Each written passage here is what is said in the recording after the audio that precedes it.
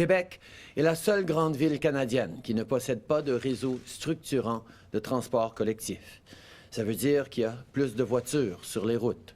Ça nuit à la qualité de l'air, ça crée de la congestion dans les rues. Les gens passent donc plus de temps en trafic et moins de temps chez eux.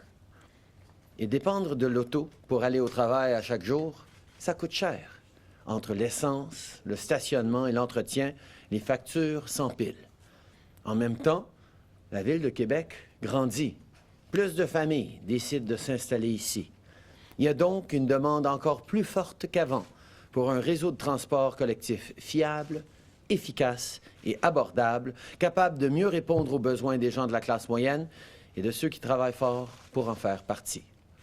Tous les ordres de gouvernement, que ce soit au niveau municipal, provincial ou fédéral, s'entendent sur la nécessité de bâtir un réseau structurant de transport collectif à Québec. Lors des dernières élections, les Canadiens ont fait un choix. Ils ont choisi un gouvernement fédéral qui fait passer dans la classe moyenne en premier, notamment en investissant massivement dans nos infrastructures. Ce sont des investissements qui nous permettent d'unir nos forces pour faire de ce projet une réalité.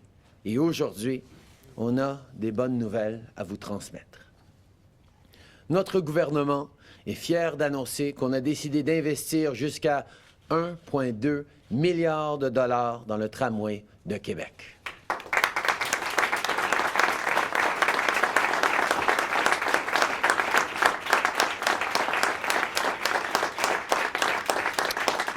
Une fois terminé, le réseau de transport en commun de Québec comptera un tracé de tramway de 23 km et 2 tracés de trambus totalisant 15 km.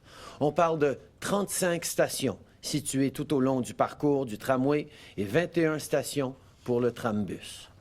L'annonce d'aujourd'hui est un exemple parfait de ce que les 3 gouvernements peuvent accomplir lorsqu'ils travaillent ensemble. Le résultat, c'est des projets ambitieux comme celui-ci. Des projets qui changent concrètement le quotidien des gens. Des projets qui améliorent la qualité de vie des citoyens et qui propulsent nos communautés vers l'avenir. On estime que le réseau de transport en commun sera opérationnel d'ici 2026. En attendant, une partie des fonds annoncés aujourd'hui permettra d'améliorer les parcours actuels du Métrobus, de construire des corridors réservés aux autobus et d'ajouter 4 nouveaux parcobus.